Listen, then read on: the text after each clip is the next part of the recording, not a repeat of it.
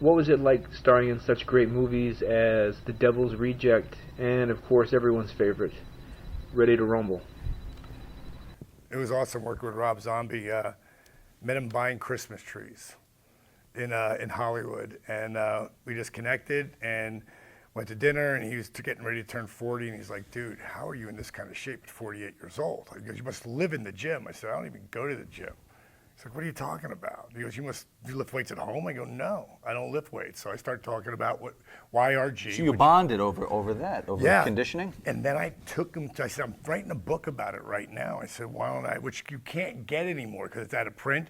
And when Arthur Foreman's video blew up, the disabled veteran, that book went from like, $4.99, you get on Amazon, to $200 because because you couldn't get it. And the video came so hot. But Rob wrote the foreword to Yoga for Regular Guys. And it starts out, "Yoga, give me a fucking break." That's great. And then he goes into busting balls on regular yoga, but puts over YRG, which is now DDP Yoga. So one day we're done working out, and he goes, "I just want to let you know if you got an agent you need me to talk to or whatever." He goes, "I wrote you a part in Devil's Rejects." I was like, "No shit." I go, "I'm the agent." I go, "Cool, we're done." Right. So that was great. And then Ready to Rumble Yeah. was awesome because I'll be 42 forever, in awesome shape, doing crazy stuff. And, people can just pick that up in the middle and you get pulled in because it's just funny, All right, another F, Marry, Kill. This one comes to us from Frankie Ash. Page, here we go. It's Rose McGowan, your co-star, Beyonce, wife of a guy that you sued, and Anna Brett, the best-selling yoga instructor. All right, kill her. Kill the competition, right?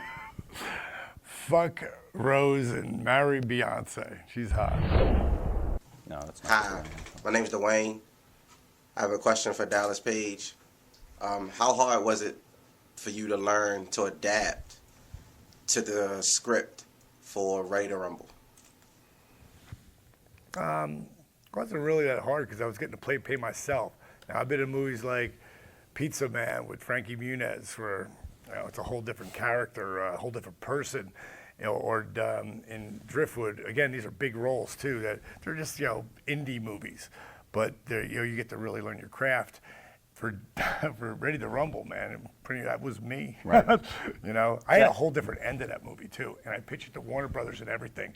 And I think the wrestling community really would have wrapped around to the ending. And how I wanted to do it was when I get carried through the doors, right? And then Jimmy goes through all his stuff, and then Jimmy comes walking back.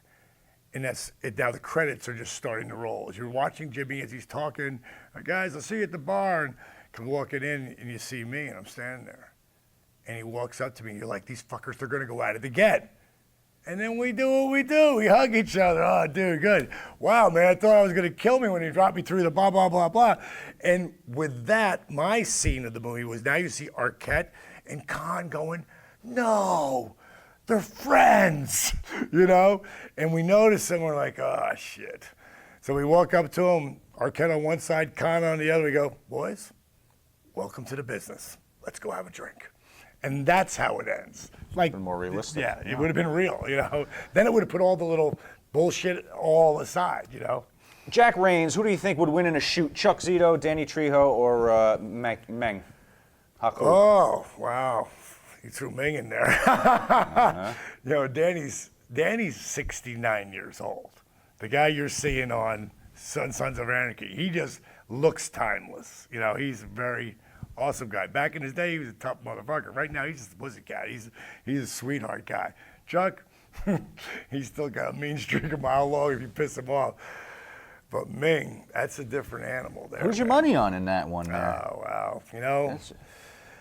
Between Zito and Ming, I really don't know. I'm not going to not say Zito. I'm sure he's not going to not say Ming. So I'll go like, it's a pay-per-view. Head Rush wants to know, are you a fan of the horror industry? If so, what are some of your favorite horror movies? I've been in a ton of horror. I'm not a horror freak, but I like some of the stuff that scares you. Like that thing. What was the hell that movie? The one thing where the chick climbs out of the TV. Was it The Ring? The Ring, yeah. I was like, whoa, you know. And, I mean, that's where it's like it steps in. Like Phantasm was like that in the beginning. Yeah. I was just with those guys. I've done a bunch of that stuff. But this pisses horror people off. I said, my favorite horror picture is Abbott and Costello meet Frankenstein and the werewolf. That's like my favorite, because it's funny and it's stupid humor. And as a little kid, it was a big deal, All right, we're in the Twitter Center here. You guys have been sending it in. So let's see here. Luna, DDP, is it true you slept with 1,200 women? Actually, it's like 1,500. Went up in the last No, hour, it was always 15 minutes since 15. we were here. It was always 1,500. How do you count? You just got to do an average count. Well, I figured, I look at how many years I was in the bar business, and, sometimes, there was one time where, and I'm not bragging, I'm just being truthful. I tried to fuck 30 different women in 30 days. I got 27. 7 of them may have been pigs, okay? But it was the number you were after. It was the number. I was, like 23 years old at the time. The old George Carlin. I never fucked a 10, but one night I fucked 5 2s. There you go. I fucked a few 10s. Paul Ellett. Is it true you wanted to hug Vince when you signed with WWF? I did. Which led to Austin hugging Vince stuff as a dig at you. Now, let me ask you a question. Yes, sir. Do you ever see anybody, come shake hands, ever see anybody not do this anymore? Oh, I see that all the time. Did you see that? Not saying I invented the hug, but wait a minute. Did you see that like all the time before? Everybody hugs each other now. Well. Everybody. Now, Vince may have had a lot to do with that. But because people, they watch something and they see something and they gravitate to it. They don't even know why they do.